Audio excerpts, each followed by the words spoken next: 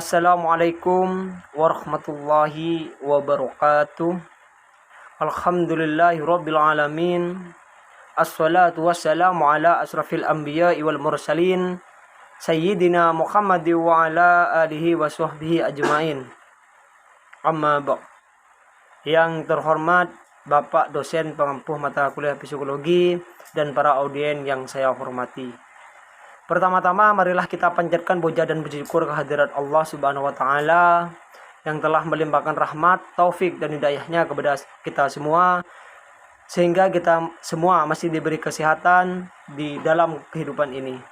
Selawat serta salam semoga tetap tercurah limpahkan keharibaan baginda Rasul Nabi Muhammad sallallahu alaihi wasallam di mana yang telah membawa kita minad dzulumati ilan nur sehingga kita merasakan mersa iman dan Islam seperti yang kita rasakan pada siang hari ini.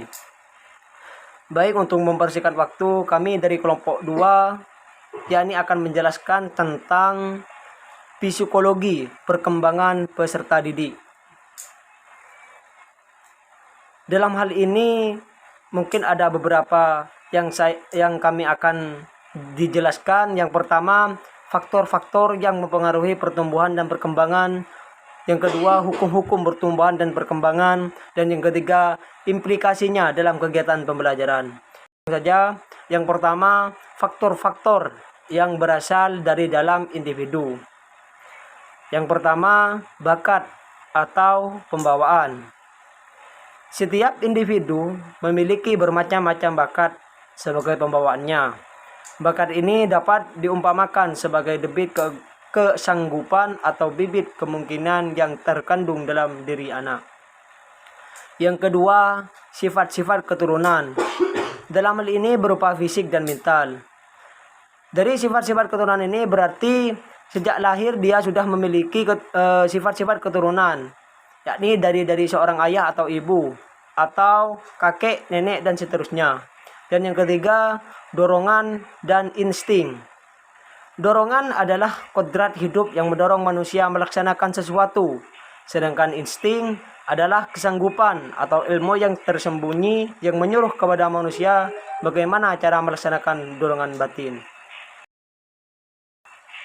Sedangkan di luar individu terdapat beberapa faktor. Yang pertama, makanan, iklim, kebudayaan, ekonomi, kedudukan anak, dan lingkungan keluarga.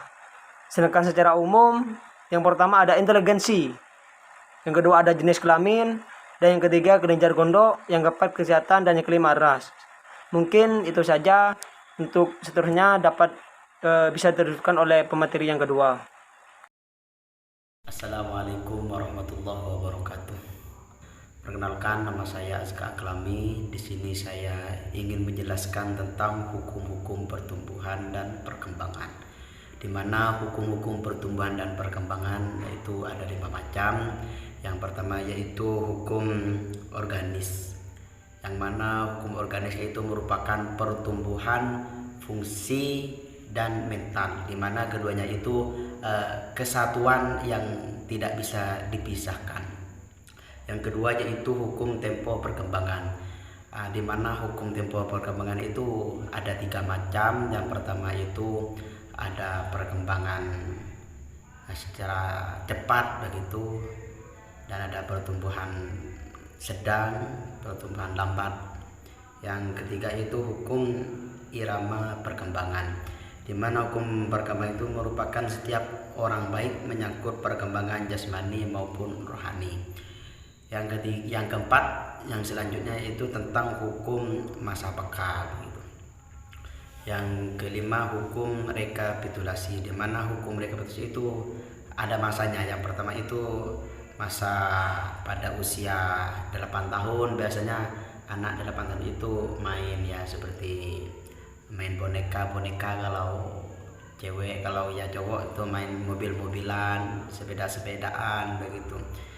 Dan hukum rekapitulasi itu ada yang umur 8 tahun sampai 10 tahun, dan di 10 sampai 12 tahun, dan 12 sampai 14 tahun. Sekian dari saya, kurang lebihnya mohon maaf. Assalamualaikum warahmatullahi wabarakatuh. Dari faktor-faktor serta hukum-hukum yang sudah dijelaskan sebelumnya, hal tersebut dapat kita implementasikan dalam kegiatan pembelajaran. Yang pertama, dalam mendidik dan mengajar anak atau siswa, harus memperhatikan tahap-tahap dan perkembangan anak. Seperti dalam menentukan metode dalam mengajar dan mendidik anak, harus disesuaikan dengan keadaan umur mereka. Yang kedua, mendidik anak atau siswa harus dilakukan saat anak dalam masa peka.